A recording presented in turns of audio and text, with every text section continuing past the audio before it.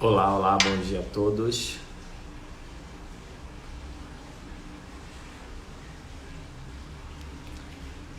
Vou esperar uns minutinhos para começar a nossa live do IBERC, mais uma live do IBERC.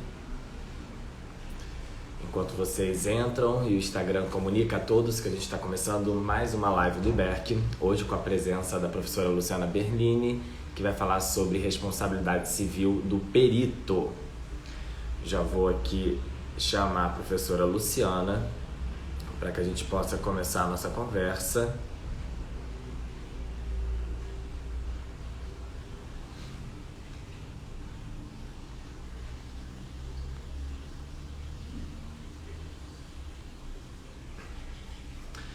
Estou chamando aqui a professora Luciana Berlini para que a gente possa iniciar então mais uma conversa na live IBERC com um tema hoje bem curioso, diferente, que é a responsabilidade civil do perito.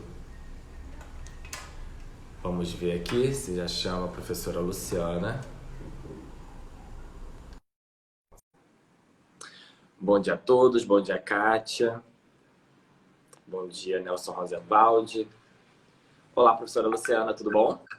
Bom dia, Vitor. Bom dia para todas as pessoas que estão nos assistindo. Que alegria revê-lo, ainda que virtualmente.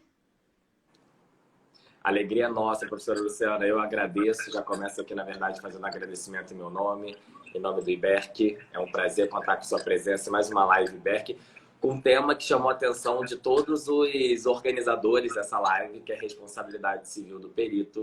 Tema bem curioso, diferente. Então, a gente agradece muito que você possa compartilhar com a gente as suas reflexões a respeito do tema. Para quem não conhece, a professora Luciana Berlini atualmente é professora e coordenadora adjunta da Universidade Federal de Lavras, mestre e doutora em Direito, com pós-doutorado pela UFPR. Então, é um prazer recebê-la aqui para que a gente possa ouvir um pouquinho sobre esse tema. E aí, Luciana, antes de entrar no tema em si, eu costumo dizer que agora que a gente faz esse papel de conduzir as lives, a gente faz uma pesquisa prévia, não somente sobre o tema, mas também sobre a vida com quem a gente vai conversar, vai dialogar. E aí eu vi que você tem um texto sobre esse assunto já de 2013. E eu desconhecia esse texto, de fato eu não conhecia. O que te levou a pesquisar sobre responsabilidade civil do perito? Bem, antes de eu responder, Vitor, eu vou agradecer o IBERC, vou agradecer na pessoa do nosso presidente, né, o querido Nelson Rosenwald. Eu não tenho nem como agradecê-lo o suficiente por tudo que ele fez e faz por mim. Sou muito grata, né? Então, meu muito obrigada, Nelson, e minha admiração, meu respeito, meu carinho por você. É um grande privilégio fazer parte desse time, né? Aposto que você concorda comigo, Vitor, com tantas Sem pessoas dúvida. brilhantes e talentosas. E esse tema, ele me trouxe assim uma necessidade de discorrer sobre ele por conta da advocacia, porque eu advoguei muito tempo, e também lecionei numa pós-graduação para médicos. E a gente sabe que grande parte, né, das perícias que são realizadas, elas são realizadas por médicos para verificar, por exemplo, questão de erro médico, responsabilização civil dos médicos. A gente também tem a questão previdenciária, a questão do trabalhista, de acidente do trabalho, muitas das vezes. Esse meu texto, inclusive, eu preciso de atualizá-lo, né? Com o advento do novo CPC, ele se tornou desatualizado.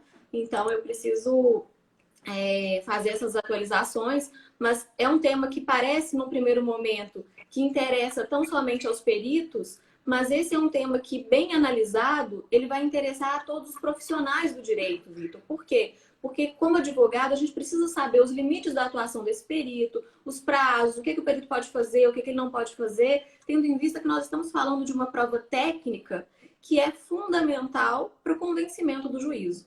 Então, quando a gente pensa nessa perícia, nós vamos fazer uma análise fundamental sobre essa atuação do perito, nós vamos entender como que a construção da prova e do convencimento do juízo ela é fundamental.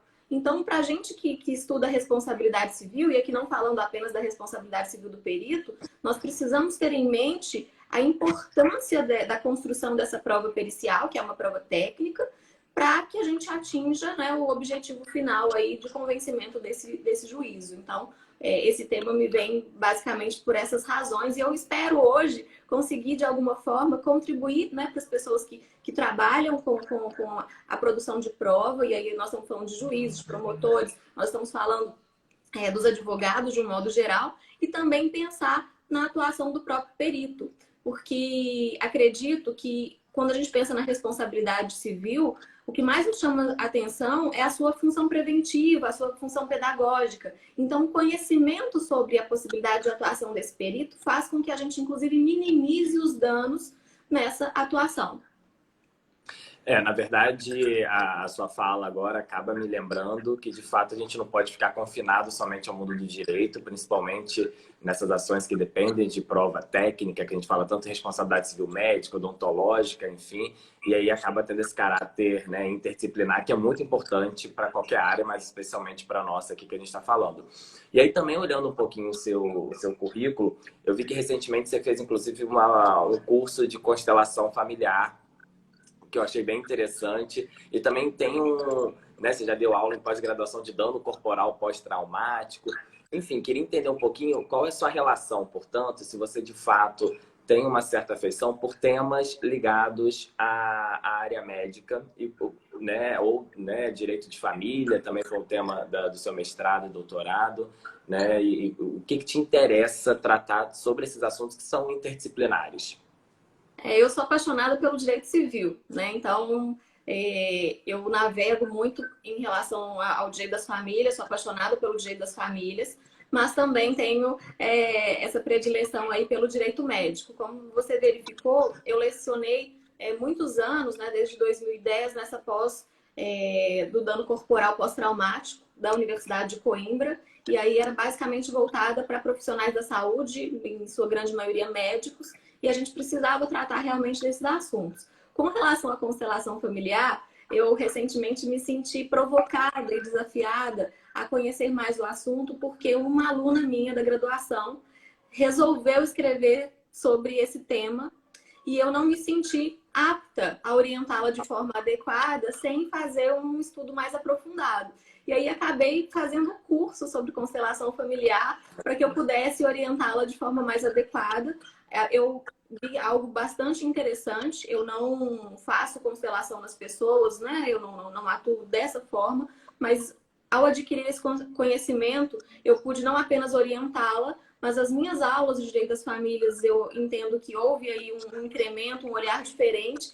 E foi um curso, Vitor, que inclusive mexe com a gente do ponto de vista pessoal e na nossa atuação enquanto profissionais, né? Pelas características que permite e pelo estudo mais aprofundado de autoconhecimento. Eu acho que foi um ganho nesse sentido. Adorei saber a história, Luciana. A gente aqui acaba conhecendo, né, descobrindo essas histórias que são fascinantes. De fato, adorei. Bom, mas quem está nos acompanhando quer saber de fato sobre responsabilidade civil dos peritos. Então a gente vai agora, de fato, incursionar sobre esse tema. E aí, minha primeira pergunta para você seria os aspectos gerais, relacionados aos aspectos gerais da responsabilidade civil na atividade de perícia, principalmente questões ligadas à natureza jurídica e, sobretudo, se você também enquadra ela como uma obrigação de meio ou de resultado. Bem, vamos direto ao ponto, então. Quando a gente pensa nessa responsabilidade civil dos peritos, nós estamos falando de uma responsabilidade que ela é subjetiva, e isso decorre da previsão lá do artigo 14, parágrafo 2º do nosso Código de Defesa do Consumidor, que trata da responsabilidade dos profissionais liberais como uma responsabilidade subjetiva. Para quem está nos assistindo aí, é estudante de direito, ainda não teve contato com a responsabilidade civil, quando a gente fala de uma responsabilidade subjetiva, nós estamos fazendo uma referência a uma responsabilidade que, para ocorrer, ela vai precisar da culpa. E essa culpa pode ser demonstrada por uma negligência, por uma imprudência, por uma imperícia. Quando a gente faz essa análise, não apenas a culpa, mas o dano e o nexo de causalidade precisam ser demonstrados. Então, a gente precisa demonstrar que esse perito, por uma ação ou omissão culposa, gerou o dano para o periciando, para que a gente pense nessa responsabilidade civil do perito. Essa responsabilidade, Vitor, ela pode ser tanto contratual quanto extracontratual. E isso vai depender, por exemplo, se nós estamos tratando de uma perícia judicial ou se nós estamos falando de um assistente técnico. Eu costumo brincar que quando o perito judicial escuta que eu chamo o assistente técnico de perito, ele se insurge e fala, não, mas não é, ele é assistente técnico, ele não é perito. Mas quando a gente pensa na perícia, quando a gente pensa em alguém que vai realizar a perícia, nós estamos falando de alguém que detém expertise, que detém o conhecimento científico, o conhecimento técnico. Então, o assistente técnico, ele também é o detentor dessa expertise.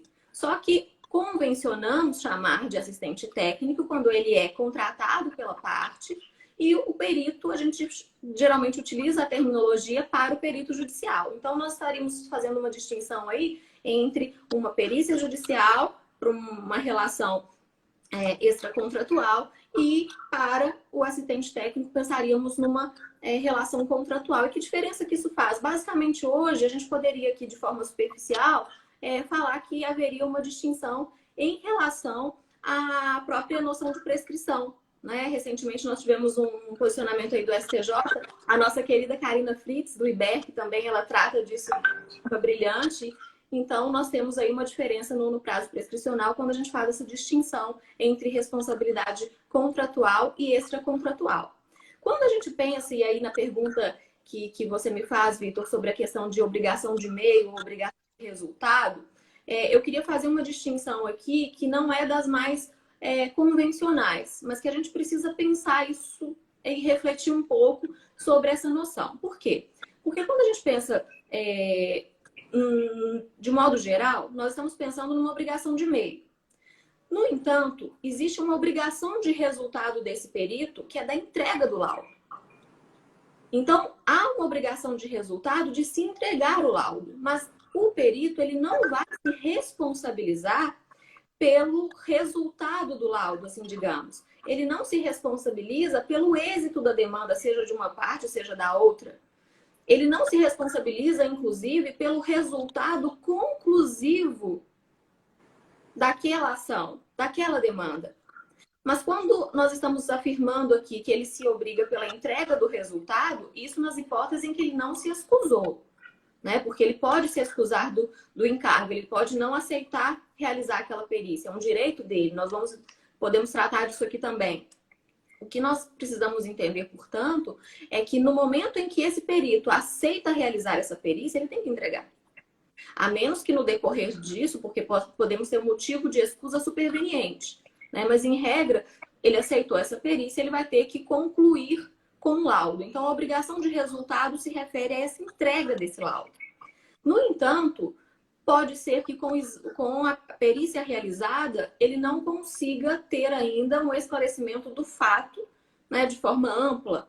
Ele pode não chegar ao convencimento do juiz, mas não por uma atuação ilícita, não por uma atuação culposa desse perito, mas às vezes pelas próprias circunstâncias, pelos próprios fatos que foram apurados. Então, nesse sentido, a gente faz aí uma distinção, né, de que ao mesmo tempo nós estamos falando de uma obrigação de resultado, mas também de uma obrigação de meio, com as ressalvas aqui apontadas.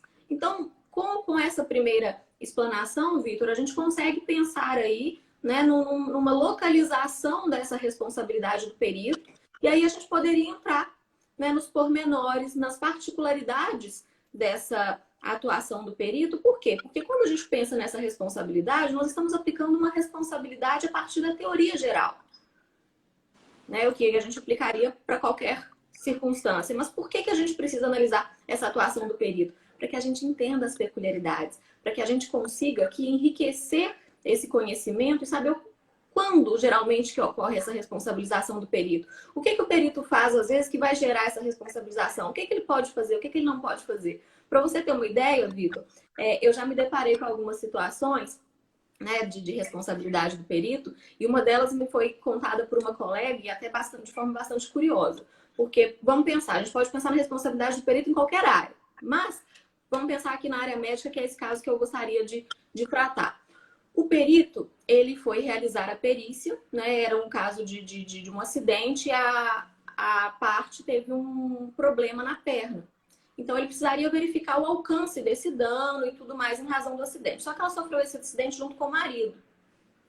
E aí, no momento em que ela foi submeter a perícia, ela informou para o perito acredito eu que ele tenha indagado isso para ela, que ela tinha uma prótese móvel, uma dentadura. E no momento em que ela fala isso para o perito, ela informou para ele que o marido dela desconhecia essa informação. O marido dela não sabia que ela usava dentadura e ela não queria, obviamente, que ele soubesse. O perito, ainda assim, trouxe a informação para o laudo, né? E pelas informações obtidas, essa informação não tinha nada a ver com a perícia realizada, ela não afetava em nada, né, o que estava sendo ali periciado, e mesmo assim o perito levou essa informação. Quando a gente pensa nisso, nós precisamos analisar duas questões. Primeiro, que é uma dúvida muito comum dos peritos, que se refere, por exemplo, ao dever de sigilo. Porque muitas vezes o médico vai se sentir constrangido de revelar uma determinada informação, porque vai pensar aí na sua questão ética do dever de sigilo. Mas veja, quando a gente está pensando numa perícia, a própria natureza da perícia é de trazer a verdade, de revelar um conhecimento técnico e científico sobre aquele determinado fato. Então, não haveria uma quebra de sigilo. No entanto, isso não é de forma absoluta. Como no caso que eu acabo de apresentar, essa informação, por ser desnecessária e sendo colocada pela parte como algo que ela não gostaria de revelar, e ele revela isso, ele extrapola os limites de sua atuação. E quando a gente pensa nesse extrapolar dos limites da sua atuação, a gente pode pensar numa responsabilização do perito, tanto nos moldes do artigo 186 do Código Civil, né, que nós mencionamos agora há pouco e falamos dos elementos, mas também a gente pode pensar nessa responsabilização civil do perito pelo abuso de direito. E aí nós estamos falando do artigo 187 do Código Civil, que também comete ato ilícito aquela pessoa que excede os limites manifestamente impostos pela legislação, que que viola aí a boa-fé, os bons costumes, a função social.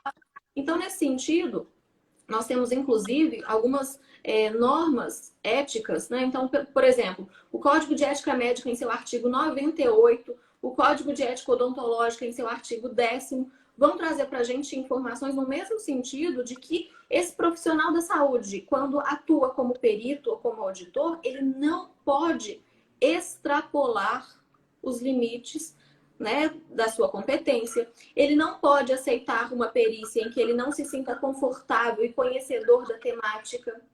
Ele não pode revelar algo que não lhe foi perguntado. E essa é uma outra peculiaridade, Vitor, porque muitas vezes nós vamos nos deparar com situações em que o perito, ele conhece tanto a situação, ele detém tanto conhecimento, que ele vai colocar no laudo respostas que não foram quesitadas. Ele vai tratar de temáticas e de situações que não foram objeto dos quesitos daquela perícia. Às vezes muito bem intencionado, às vezes com a ideia de solucionar o caso, ele vai se arvorar como um juiz e não como um perito. Nesse caso, ele poderá ser responsabilizado também pelo abuso de direito. Nós tivemos já, né, algumas decisões nesse sentido, em que o perito extrapola e acaba trazendo um prejuízo para uma das partes, porque ele falou mais do que deveria, mais do que ele foi perguntado, e isso é um problema. E no sentido contrário também, nós já tivemos uma decisão no Tribunal de São Paulo, uma vez, Vitor, o que aconteceu? O juiz que era formado em contabilidade, ao invés de nomear um perito para fazer os cálculos contábeis, ele mesmo fez os cálculos. Então, veja, né? Muito bem intencionado também, mas fugiu de sua competência. Então, tanto o perito quanto o juiz, eles precisam, né? Todas as partes envolvidas e tanto o perito quanto o juiz precisam se ater à sua incumbência, à sua função ali. Então, não se pode extrapolar. O perito, ele tem que revelar aquilo que foi trazido para ele, aquilo que é quesitado, né? O juiz é que poderá quesitar para, às vezes, solucionar o caso, e nós do direito, como você trouxe no início, Vitor, às vezes a gente tem uma dificuldade, porque tem essa conexão com outras áreas, nós às vezes não vamos ter o conhecimento suficiente, às vezes até para quesitar, e daí a importância de muitas vezes se nomear o assistente técnico, para que haja não só um acompanhamento dessa perícia, mas também para que nos ajude a quesitar, porque às vezes o advogado ele sequer sabe quesitar, e isso vai provocar o perito, muitas vezes, a informar mais do que ele deveria, ou a gente não consegue conduzir aquela prova pericial para o que a gente quer, para o que a gente precisa alcançar efetivamente. Você falou dois pontos importantes, Luciana. O primeiro é exatamente a necessidade de sair desse campo de abstração, principalmente da culpa, e aí tentar normatizar um pouco a culpa, né? Trazer parâmetros da atuação, né, dos peritos. E para isso é fundamental a gente conhecer as regras, as normas que são expedidas pelos seus respectivos conselhos profissionais, né? Que a gente está falando muito do médico, do dentista, mas também poderíamos falar da engenharia, enfim, mas os conselhos que vão expedir essas normas. Principalmente dentro de áreas tão sensíveis, que dependem de perícia médica, odontológica, o dever de sigilo é um dos pontos principais e necessariamente também a obtenção desse consentimento, desse termo de consentimento livre e informado. A gente poderia pensar também que essas normas e resoluções, enfim, os protocolos que esses profissionais devem seguir, eles também irão, de alguma maneira, parametrizar ou dar os contornos necessários à responsabilidade civil dos peritos, ainda que subjetiva? Eu entendo que sim, Vitor. Eu entendo que se nós estamos falando de uma perícia médica, se nós estamos falando de uma perícia odontológica, é fundamental que a gente passe pelo termo de consentimento livre e esclarecido. Tanto em razão dessas questões em que poderiam envolver um sigilo, daquilo que pode ser revelado, daquilo que não pode, a própria realização da perícia em si, ela precisa ter um consentimento, porque muitas vezes nós vamos ter alguns procedimentos que são necessários, que seriam mais invasivos. Então, para proteção desse perito, né, médico ou dentista, a gente recomenda que seja feito o termo de consentimento livre e esclarecido. Até porque nós temos um entendimento consolidado no STJ de que aquele profissional da saúde, seja médico, seja dentista, por exemplo, que ele não tem o cuidado, ele não tem o zelo de ter esse termo de consentimento livre e esclarecido, já se tem uma pressuposição de que ele agiu de forma negligente, que ele não foi cuidadoso. Né? Então, nós precisamos ter esse entendimento aí também para as perícias, da importância disso, porque nós queremos aqui também esclarecer esse perito para que ele atue de forma segura, para que ele corra o mínimo aí de risco possível, para que ele consiga exercer de forma livre a sua função enquanto perito. Então, a gente recomenda que seja feito esse termo, né, com tudo aquilo que vai constar na perícia, do que vai ser revelado, o que não vai ser revelado, o que ele pode fazer, o que ele não pode fazer, e o paciente participar, o periciando, desculpem, participar desse termo de consentimento aí de forma autônoma também, de forma livre, de forma esclarecida, para que nós tenhamos aí uma produção de prova que será capaz de proteger também esse perito. Me parece que, infelizmente, é pouco feito, né? Obter o consentimento livre informado no curso de perícias judiciais não me parece que é algo muito utilizado, infelizmente. Luciana, não tem como não te fazer essa pergunta, acabou que a gente nem conversou muito sobre isso, mas você falando agora, eu queria refletir com você, principalmente num tema que talvez eu me debrucei muito no doutorado, que é perícia para fins de curatela. E a gente trata muito da necessidade de uma revisão, de uma nova perícia, na medida em que as perícias antes eram muito padronizadas, superficiais. E hoje uma necessidade de você também adotar na sua perícia, talvez, o escopo do modelo social, né, em que você não somente vai verificar o corpo com impedimentos, mas as barreiras sociais também. E aí seja por força da convenção, do Estatuto da Pessoa com Deficiência. Só que aí me surge, ou a gente se depara com duas questões centrais. A primeira é que, em boa parte dos casos, ou talvez na sua maioria, esses periciandos não tenham a capacidade, né, condições cognitivas de eventualmente expressar e, assim, o médico obter o consentimento livre esclarecido. E, num segundo momento, de fato, na maior parte dos casos, o juiz fica, apesar dele não estar adstrito por lei ao que está no laudo, né, o juiz, na maior parte dos casos, acaba seguindo muito a linha, né, do que é entendido pelo médico e os laudos ao final, na pesquisa que eu fiz, eles acabam se arvorando de conceitos jurídicos. Então eles dizem, olha, não tem capacidade nenhuma, não tem discernimento para atuar na vida civil ou praticar os atos da vida civil. Enfim, o médico talvez nem saiba quais são os atos da vida civil, mas ele ali afirma de maneira muito categórica, né, muito enérgica. E aí, um pouco dentro dessa linha, na verdade, são duas perguntas. De que maneira assegurar o médico, o perito, né? Já que a gente está falando de perícia médica aqui, de eventual responsabilidade, na medida que é difícil, na maior parte dos casos, obter esse consentimento livre e informado. E segundo, né? Ainda que se o laudo hoje não segue tanto essas premissas ou esses requisitos que estão hoje na Convenção Internacional dos Direitos da Pessoa com Deficiência e no EPD, no Estatuto da Pessoa com Deficiência, isso também poderia ser uma hipótese de responsabilidade civil do perito médico. Nós temos algumas problematizações possíveis aí, Vitor.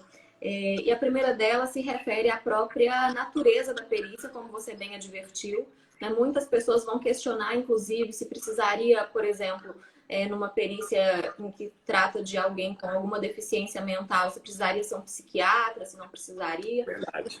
O que a gente discute efetivamente é que o profissional, o médico, ele precisa ser primeiramente responsável a assumir essa função. Então, ele tem competência, ele se sente seguro para fazer uma análise, para fazer uma perícia nesse tipo de situação?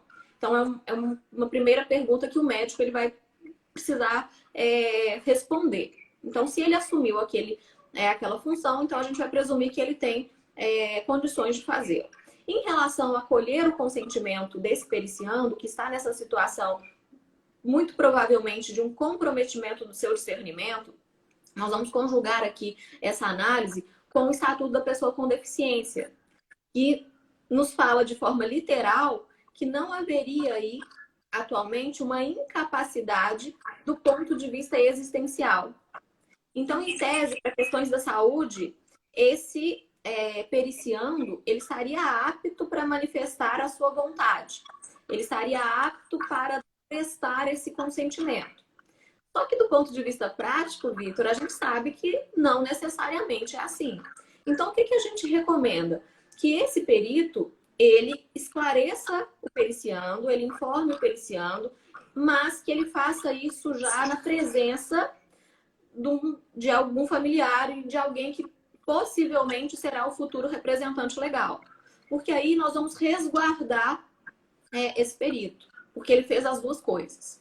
Ele tanto colheu o consentimento, que poderá eventualmente ser questionado no futuro, mas ele também estava com um familiar, alguém ali com um pleno discernimento para falar sobre.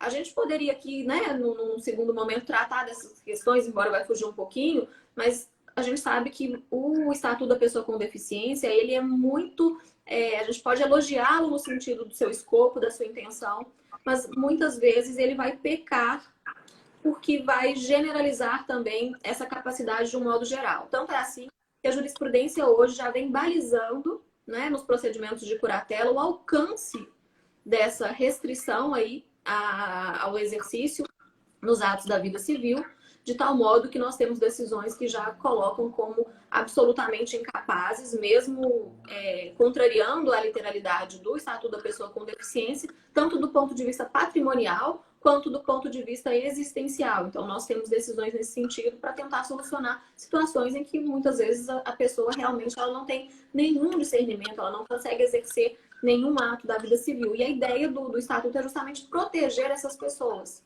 Então, por isso, a gente tem fundamento jurídico, inclusive, para fazer esse tipo de defesa. E aí você me revela algo, né, que já é uma preocupação e que é o que costuma acontecer realmente, que é esse perito extrapolar e decidir falar sobre questões jurídicas. Às vezes o perito tem formação jurídica, às vezes ele conhece, mas isso é um problema. E ele pode ser responsabilizado por isso, como eu disse, em razão de um abuso de direito. E aí o advogado precisa estar atento nesse momento para adverti-lo. Por quê? Porque isso vai ferir o código de ética médica dele, isso vai ferir a nossa legislação civil e vai gerar responsabilização. Nós estamos aqui falando da responsabilidade civil, mas a gente sabe que o perito ele pode ser responsabilizado administrativamente. O próprio, né, os conselhos, de um modo geral, já trazem essa responsabilização para a atuação indevida do perito. Nós temos no Código de Processo Civil uma determinação de pagamento de multa para esse perito quando ele age de forma contrária ao que foi estabelecido, ao escopo da própria perícia. o Código de Processo Civil ele não menciona o valor da multa, que fica a critério do juiz, mas quando a gente analisa a jurisprudência, nós vamos observar que, basicamente, nós temos aí uma unanimidade nas decisões em que se estabelece 2% do valor da causa, né? Quando o perito deixa de atuar, ele não entrega o laudo, ou ele comete algum ilícito aí nessa perícia. Então, a gente conjuga o artigo 935 do Código Civil, que admite tanto a responsabilização civil, quanto a responsabilização administrativa, quanto a própria responsabilidade penal. Nós não vamos falar aqui da responsabilidade penal, mas a gente sabe que, por exemplo, o artigo 342 do Código Penal estabelece a responsabilização do perito que mente, que esconde a verdade, que traz informações inverídicas. Então, esse perito ele pode ser responsabilizado, inclusive penalmente. Mas a gente já adianta aqui que se esse perito fez isso, ele tem até o momento da sentença para se retratar, porque se esse perito se retrata até o momento da sentença, o fato deixa de ser punível, ou seja, há uma extinção da punibilidade. Então, o que a nossa recomendação é, se eventualmente você cometeu um erro, você falou algo inverídico, se retrate até o momento da sentença, porque pelo menos a responsabilização penal aí você vai se livrar dela. Então, a gente precisa ter esse cuidado aí e a sua observação com relação às perícias que são realizadas na curatela. A gente precisa realmente pensar inclusive numa perícia hoje que faça uma análise mais ampla, como você bem mencionou, Vitor, pensando numa verificação biopsicossocial, como pretende também o Estatuto da Pessoa com Deficiência. Então, é isso que a gente espera aí. Ótimo. Você mesmo mencionou logo no início da live, Luciana, algumas hipóteses de escusa, ou seja, nem sempre o perito, ele de fato é obrigado, né, a proceder com o trabalho que foi designado inicialmente. Só que além da escusa, a gente também poderia pensar em hipótese de substituição do perito, né, e principalmente a pedido das partes. Isso vai gerar uma série de, vou dizer transtornos aqui, mas pelo menos, né, uma série de questões que vai modificar aquela dinâmica processual um pouco, a ponto não somente de ter que realizar, talvez, uma nova perícia, mas, eventualmente, você ter que ter instrumentos para sancionar, ou seja, estabelecimento de multa, por exemplo. E aí eu queria te ouvir um pouquinho sobre essas questões de escusa, substituição do perito, a nova perícia e se é possível sancionar para além da responsabilidade civil. Sim. Quando a gente pensa nessa escusa, Vitor, eu queria adiantar aqui para vocês que nós tivemos uma modificação com o novo CPC. Então, o perito, no antigo CPC, ele tinha um prazo de 5 dias para apresentar a sua escusa, para não aceitar a perícia. Atualmente, com o novo CPC, o prazo que ele tem vai ser de 15 dias. Então, nós temos aí um prazo maior, um prazo mais confortável para esse perito. O que a gente observa muitas vezes é que o perito, quando ele é intimado para realizar a perícia e ele não interessa pela perícia, muitas vezes ele deixa de se manifestar, o que é um erro. Então, se ele não quer a perícia, ele não tem que deixar passar o prazo e simplesmente não se manifestar. Ele precisa se manifestar informando que ele não aceitou a perícia. Então, esse é um problema. Nós já vimos situações em que o perito foi intimado 3 vezes, não se manifestou e aí o juiz aplicou a multa para ele de 2% porque ele não se manifestou. Então, para você que é perito e está nos assistindo aí, se você não quiser aceitar a perícia, se manifeste. O CPC ele vai falar para a gente que o perito pode recusar essa perícia, ele pode apresentar uma escusa nesse prazo de 15 dias e ele deverá apresentar um motivo justificado, um motivo legítimo. Só que o legislador não falou o que seria esse motivo legítimo. Então, a gente entende que, né, o perito poderia se manifestar aí porque ele não se sente apto, porque foge da sua área de conhecimento, porque ele está sobrecarregado no trabalho, então que ele não teria tempo para fazê-lo. Nós temos também a possibilidade desse perito apresentar as exceções de impedimento e de suspeição, porque o perito judicial ele está sujeito tanto ao impedimento quanto à suspeição. O assistente técnico, muitas pessoas perguntam, ele não está sujeito a esse impedimento e essa suspeição. Por quê? Porque o assistente técnico ele é da confiança da parte. Então, não haveria aí essa situação. Mas, para o perito judicial, essa escusa, esse motivo legítimo para se excusar, poderia perpassar por essas situações também. Quando a gente pensa nessa situação, tem uma decisão bastante antiga, eu confesso, mas ela é interessante para revelar essa diferença aí do assistente técnico e do perito judicial, Vitor, em que a parte se sentiu prejudicada pela atuação do seu assistente técnico. E aí ela tentou estabelecer uma nulidade processual por cerceamento de defesa, alegando que a atuação do assistente técnico foi indevida, ou seja, não tem o menor cabimento. Porque se você escolheu mal o seu assistente técnico, é você que se responsabiliza por isso. No caso do perito judicial, o perito judicial ele é da confiança do juiz. Ele não é da confiança das partes. Por isso que ele está sujeito a essa situação, tanto de exceção de impedimento quanto de suspeição. Nós tivemos já na jurisprudência também uma situação, e aí de um perito contábil, em que ele foi declarado suspeito, tendo em vista que ele era parte num outro processo contra o banco. Então, veja, ele foi colocado como perito numa determinada demanda para analisar os cálculos em relação a uma demanda contra um banco, só que ele tinha promovido uma ação da mesma natureza contra aquele banco.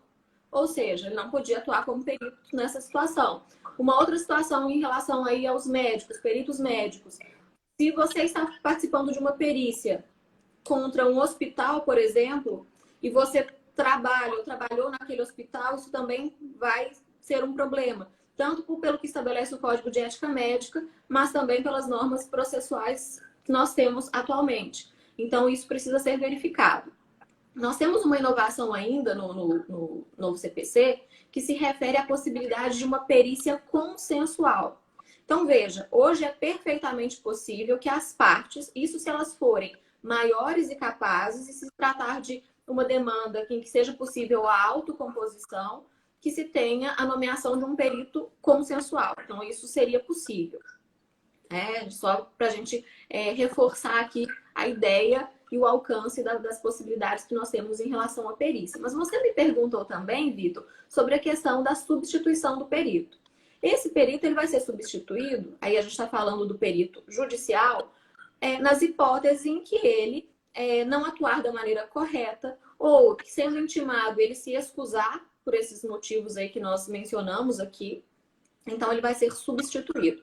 Muitas vezes, esse perito vai ser substituído também, Vitor, porque ele não aceitou os honorários que foram propostos. E é um direito dele. Né? Então, se nós temos ali uma oferta de honorários que é incompatível com a sua função, ele não tem a obrigação de aceitar a incumbência. Então, é outra situação que vai gerar, muitas vezes, a substituição desse perito. Só que essa substituição do perito, ela não se confunde com uma nova perícia.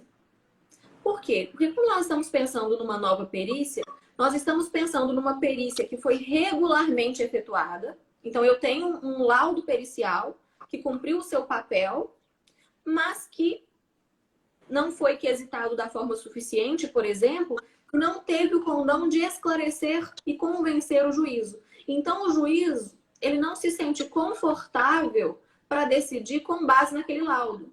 Ele não se sente esclarecido o suficiente, então ele opta por uma nova perícia. Mas veja, o próprio CPC vai nos orientar de que essa nova perícia não substitui a primeira. Tanto é assim que, mesmo com uma nova perícia, pode ser que o juiz decida com base na primeira. Como você disse, o juiz não está restrito ao laudo pericial. Né? O novo CPC, inclusive, fala que se o juiz ele optar por decidir de forma contrária à perícia, ele deve fundamentar, né? Ele precisa explicar o motivo pelo qual ele está decidindo, né, de forma contrária à prova técnica. Mas essa nova perícia, portanto, ela vai ser conjugada, ela vai ser como se fosse uma perícia suplementar, mas que o juiz poderá considerar ou não, mas que ela não substitui a primeira perícia. Então, a gente precisa ter isso em mente quando a gente pensa nessa responsabilização do perito. Não é pelo fato de termos uma nova perícia que a primeira perícia realizada não foi feita da forma correta ou que vai gerar uma responsabilização desse perito. Mas seria direito da parte requerer uma nova perícia quando você, por exemplo, apresentou uma impugnação à perícia já realizada? Ou o juiz, a partir do seu livre convencimento, pode entender que os fatos foram bem esclarecidos naquela perícia e que não haveria necessidade de uma nova? O juiz ele tem autonomia nesse sentido e muitas vezes quando a perícia que foi realizada num primeiro momento ela não consegue esclarecer muito bem os fatos, a gente pode ter os quesitos suplementares. Então o próprio juiz pode fazer novos quesitos, as partes poderiam fazê-lo, mas muitas vezes o juiz entende que, por exemplo, aquele fato ele tem uma conexão com outras áreas. Então eu tenho ali um perito médico, mas eu precisaria também de um dentista, suponhamos. Então, às vezes, a nova perícia vai ser por um outro profissional que detém um conhecimento, às vezes, técnico e científico diferente do primeiro, que não anula o primeiro, mas que poderá sim ser. Muitas vezes, as partes, Vitor, vão pleitear uma nova perícia não porque a perícia não foi feita da forma adequada, mas porque estão insatisfeitas com o resultado. E isso é interessante também porque a gente vai encontrar na jurisprudência. As partes, muitas vezes, inconformadas, é assim que aparece nas ementas, o inconformismo com o resultado do laudo faz com que elas questionem a idoneidade do perito, né? Falem que a perícia foi imprestável e requeiram aí a substituição ou uma nova perícia. Mas você não concordar com o resultado da perícia não quer dizer que a perícia não foi feita da forma como deveria ser feita ou que há um problema no exercício aí da perícia, né? Então a gente precisa distinguir bem essas partes até para não responsabilizar indevidamente esse perito. Mas isso me faz lembrar também, Vitor, que o perito ele não é parte processual. Então muitas vezes quando o juiz determina o pagamento de uma multa ou quando a parte questiona a atuação do perito, se esse perito precisar se manifestar efetivamente para rebater os argumentos e os fundamentos de uma imposição de multa, ele vai precisar impetrar um mandado de segurança. Ele não vai conseguir fazer essa articulação e essa instrução aí nos autos em que ele atuou como perito. Então, ele precisa impetrar um mandado de segurança. E esses casos de imposição de multa, normalmente, né, a partir da sua pesquisa jurisprudencial, é mais imputado por atraso na entrega do laudo, por falta de diligência na elaboração do laudo, ou tem outras hipóteses possíveis?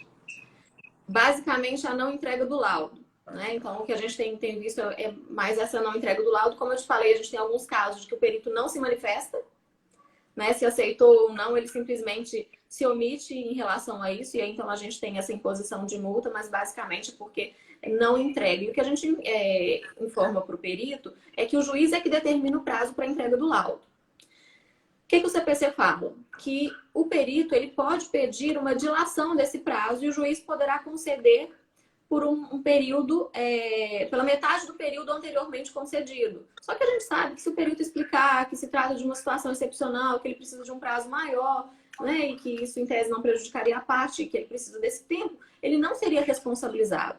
O que a gente orienta é que o perito não deixe esgotar o prazo para falar qualquer coisa. Então, que antes disso ele se manifeste, olha, o prazo é insuficiente, eu vou precisar de mais um prazo. Então, para que ele atue aí de forma preventiva, para que ele mesmo não seja responsabilizado.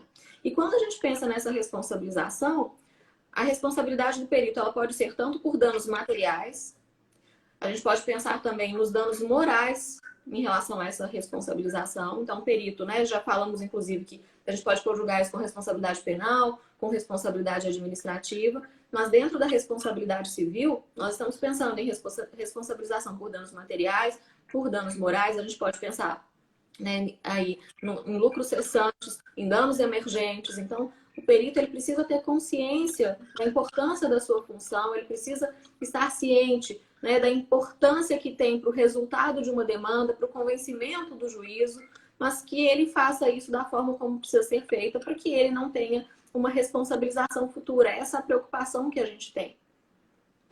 Principalmente quando a gente falou no início, né, da necessidade de consentimento livre informado, da necessidade de preservar o sigilo, de não transbordar aquilo que foi inicialmente quesitado. De fato, me parece que os danos morais seriam uma via. Eu quero até entrar, na verdade, Luciana, com relação também à possibilidade de teoria da perda de uma chance, só que nós temos duas perguntas aqui, né, de duas seguidoras, e eu vou fazer antes da gente continuar essa conversa. A primeira é da Anne Caroline Fagundes, tá bem pequenininho, mas eu vou tentar ler para você. Como é a responsabilidade nas perícias do INSS, sendo que, por vezes, não demonstram a realidade, ao que parece, para não concessão do benefício, tendo pretenso beneficiário que recorreu ao Poder Judiciário. É possível responsabilizar também o perito do INSS? Acho que basicamente é isso que ela quer te ouvir um pouquinho. Anne, obrigada pela pergunta. Um beijo para você, querida. Quando a gente pensa na responsabilização do perito do INSS, a gente tem visto muito, Vitor, inclusive aplicação de multa, né, por conta de atuações complicadas aí. O que a gente precisa entender é que para a gente questionar o resultado, né, desse laudo, a constatação pela incapacidade laboral ou não, nós vamos precisar que haja um outro profissional, uma outra pessoa que detenha esse conhecimento para que a gente faça uma contraprova, para que a gente questione isso. Então, não é simplesmente discordar desse laudo, até porque, como eu falei, a jurisprudência aí é farta, no sentido de falar que o mero inconformismo ele não vai gerar essa nulidade ou essa responsabilização do perito. Mas o que nós vamos precisar demonstrar é uma prova através de um outro profissional competente para que demonstre que há ali um vício, que há um erro naquele primeiro laudo, efetivamente, que não revela a verdade, a questão fática que está sendo investigada, para que aí sim a gente consiga alterar o resultado. Ótimo. Temos uma segunda pergunta aqui, Luciana, da Kátia Cristina Pires, que ela pergunta o seguinte: o assistente técnico... Calma aí, deixa eu cancelar. O assistente técnico médico pode faltar com a verdade? Acho que ela quer descobrir um pouquinho, por mais que o assistente técnico seja contratado pela parte, quais são os limites da atuação desse assistente técnico? Obrigada, Kátia, pela sua pergunta. Um beijo para você. Quando a gente pensa no assistente técnico, esse assistente técnico ele também vai precisar atuar de forma isenta, ele vai precisar atuar dentro dos seus limites e atribuições, e ele não pode, né, fazer uma afirmação falsa. Ele também não pode, às vezes, para ajudar a parte, falar algo que não existe.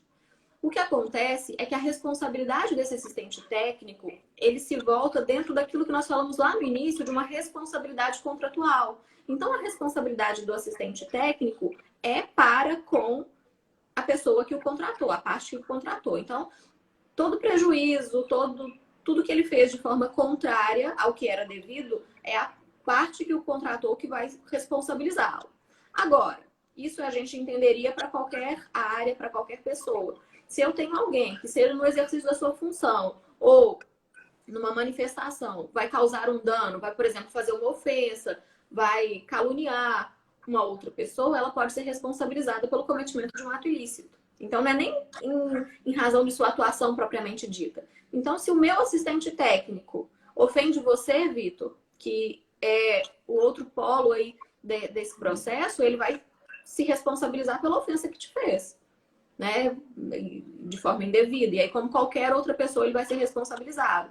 Mas se o meu assistente técnico não atua como deveria ter atuado como assistente técnico e me causou um prejuízo, ele não só vai ter que devolver o valor que eu arquei, mas também o que me prejudicou. Isso aí vai repercutir até em relação à própria natureza da demanda. Se isso vai gerar danos morais, se isso vai gerar danos materiais, a gente precisaria investigar nesse sentido, mas é perfeitamente possível, sim. Luciana, a gente fala muito sobre, e isso aparece muito em alguns julgados, eu que particularmente acompanho, sobretudo, né, como a gente chamava antes, interdição, não gosto muito mais desse nome, a respeito da idoneidade do perito.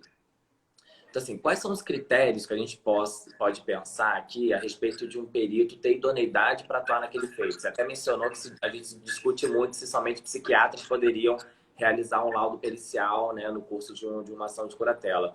Em outros casos, essa idoneidade ela pode ser, inclusive, contestada em alguns processos e a decisão, né, que vai demonstrar se esse perito é idôneo ou não pode ser, inclusive, utilizado no processo de responsabilização civil do perito.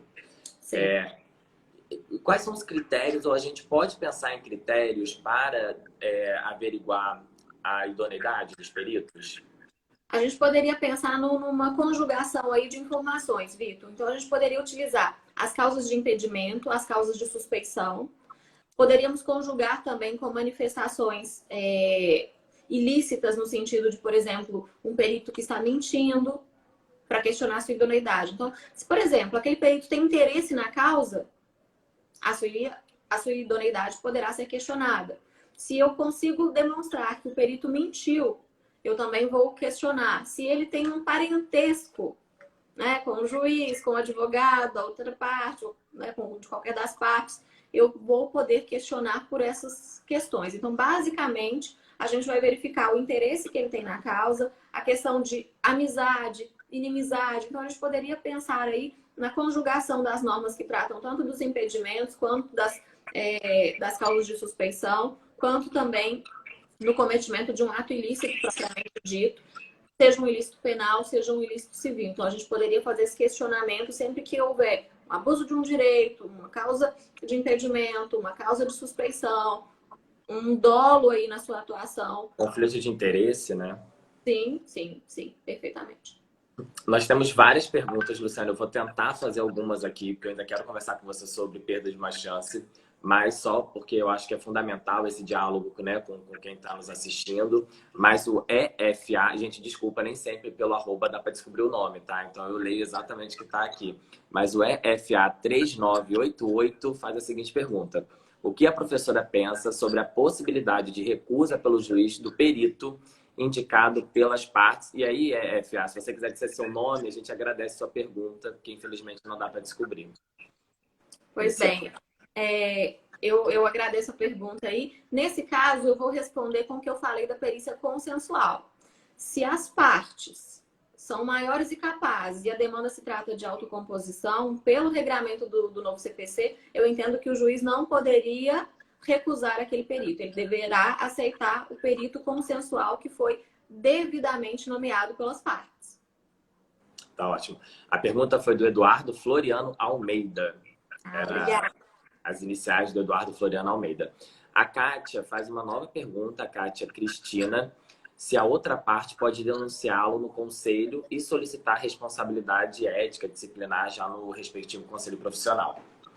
Sim, se tiver constatado esse abuso, né, essa atuação indevida, o conselho permite que essa denúncia seja feita e isso será apurado no campo administrativo. Então, ele poderá sofrer as consequências da sua categoria e aí, do ponto de vista administrativo, ele pode sim ser responsabilizado.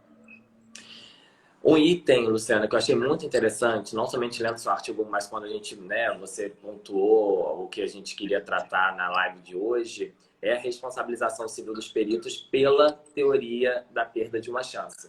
E eu queria te ouvir um pouquinho sobre esse assunto, que de fato me interessei bastante.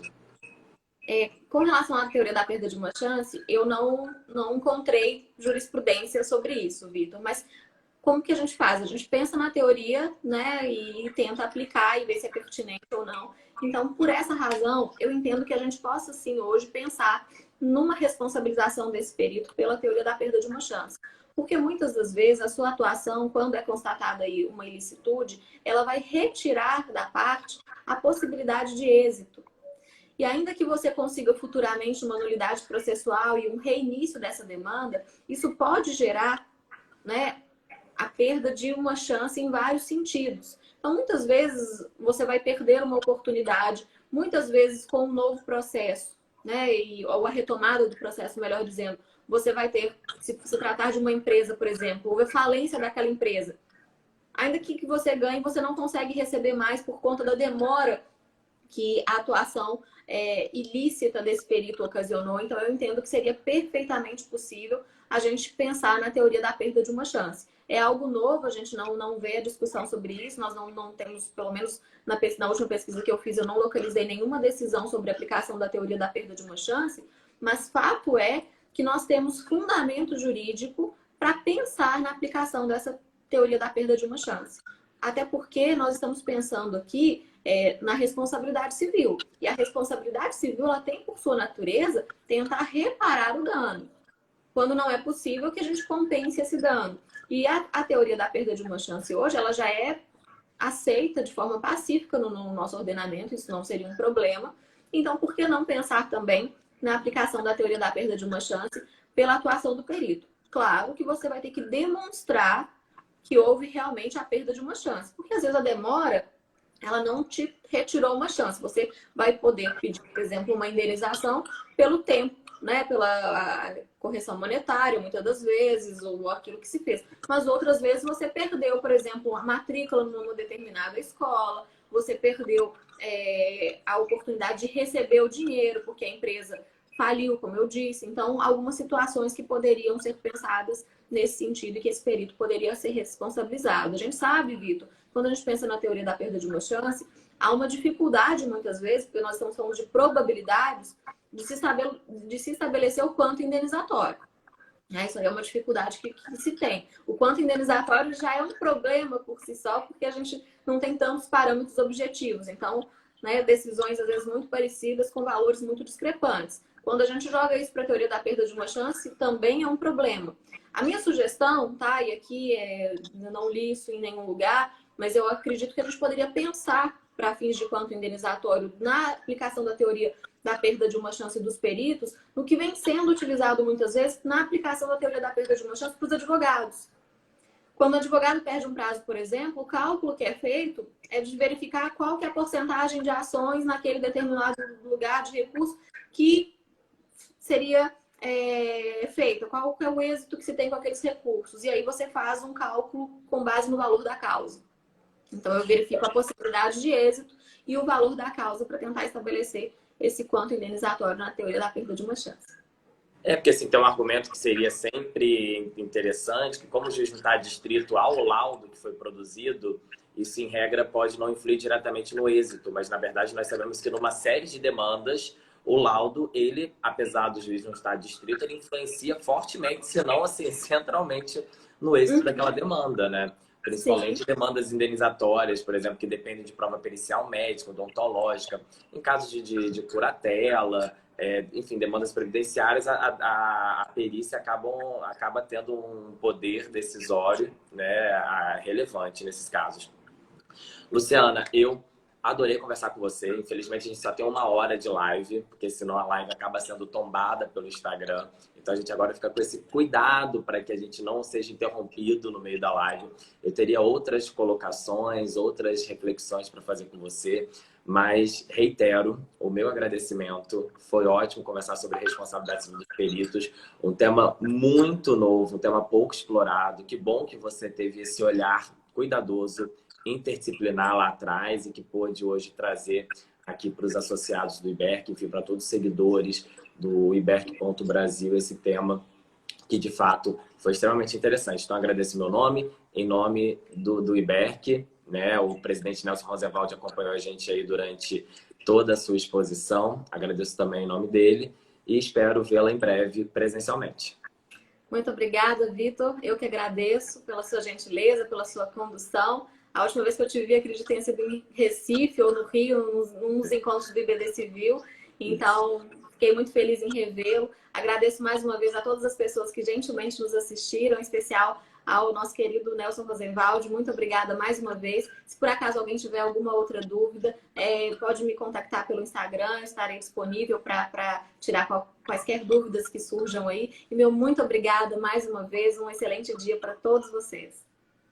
Bom, gente, na próxima semana, aí sim, vocês vão se reencontrar novamente com a Rafaela Nogaroli. Falei a mesma coisa semana passada, mas foi só uma questão de agenda. Ela vai conversar com o professor Marcelo Calisto sobre responsabilidade civil e riscos do desenvolvimento. Um tema também interessantíssimo. Tenho certeza que todos vocês irão gostar de assistir a live na próxima quarta-feira, às 9 da manhã. É isso, gente. Um ótimo dia para todos vocês. Até a próxima. Obrigado, Luciana, mais uma vez. Bom dia a todos. Tchau, tchau.